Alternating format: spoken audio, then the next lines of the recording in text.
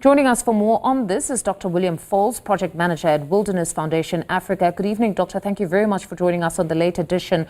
So as we've stated, their Global Humane Conservation Fund has created this space for animals to roam around freely in the Eastern Cape. Just talk to us about this program and its importance.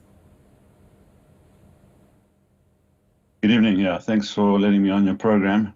This event, I think, is a very catalytic event in the process of taking down fences and restoring habitat and especially connectivity in the Eastern Cape of South Africa.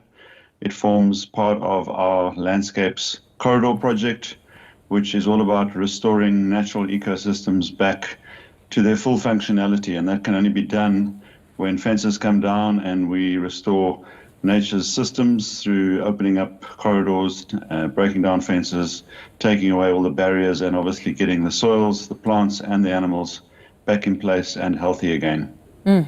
So when we talk about the Brad and Alice Preserve, we understand that this is going to be a program that's running across a number of game reserves. Just talk to us about that a bit. So the Eastern Cape has gone through a formidable rewilding program over the last 2 to 3 decades. What we have now are a number of what we call islands of conservation. And the mission we're on at the moment is to bridge the gaps between these protected environments. The significance of the Brad and Alice Andrews Reserve is that it forms a very important catalyst. It's one of the sort of central pieces that we need to expand now in order to create these bridges that will allow wildlife to move freely again, hopefully in the near future.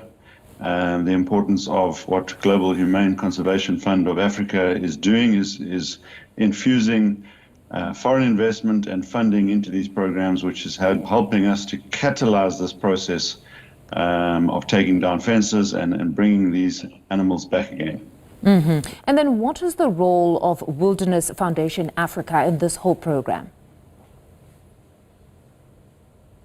So Wilderness Foundation Africa form a very strategic part of the planning at the higher levels, particularly amongst government agencies and entities. There's a much bigger vision in the Eastern Cape to link up a number of government-managed pieces of land. The one that I'm a part of through the Wilderness Foundation Africa is a section of land that will bridge in time the Addo Elephant National Park through areas that we refer to as corridors across to the Great Fish River. And by doing that, we will then be able to expand on these employment opportunities and conservation projects, which have been such an important part of the last 2 decades of natural development in the Eastern Cape.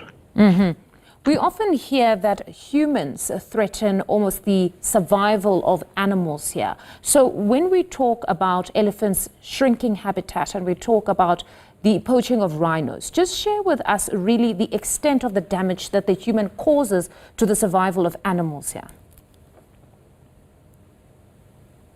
I think at its core, through human growth in this phase of the world that we're in, where human populations are expanding into animal habitat, that pressure on our environment, which is really to our own detriment in the long term, is what has created these problems for species like elephants and rhino.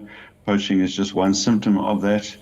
And really our future depends on how we can create mechanisms that we can live amongst wildlife, that we can help restore degraded habitat. We know from 5 generations of farming, in the case of my family, that when you do something unsustainable in our environment, that ultimately that environment becomes unproductive. Biodiversity starts to get lost, river systems break down and cease to exist, and the life of the land begins to die. And nothing does that better than nature. So what this program is really designed to do at its core is to get nature back on her feet again, improve the productivity of land, and through that, hopefully, humans and animals will benefit. We are an incredibly biodiverse country. We are graced with an enormous amount of diversity in people and cultures. It's a very interesting part of the world for people to come to, and we're seeing that in our tourism numbers and how they are growing. And that provides the revenue catalyst that we need to create jobs and live more sustainably with nature and wildlife. Get nature back on her feet again for the benefit of humans and animals. That sounds like a great motto. Thank you very much, Doctor, for joining us this evening. That's Dr. William Fowlds, Project Manager at Wilderness Foundation Africa.